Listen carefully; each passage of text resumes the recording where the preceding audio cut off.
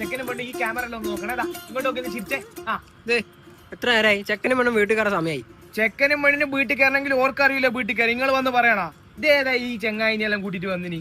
ചെക്കൻ്റെ പെണ്ണിന്റെ photo album നോക്കുമ്പോൾ ഫോട്ടോ ഇല്ല, നിങ്ങൾ തന്നെയല്ലേ നമ്മളിവിടെ ചോദിക്കുക ഫോട്ടോ ഇല്ലെന്ന്. ഇത് നിങ്ങൾ നമുക്ക് പൈസ ആയിരുന്നു, നിങ്ങൾ പറയും നമ്മൾ വെക്കും.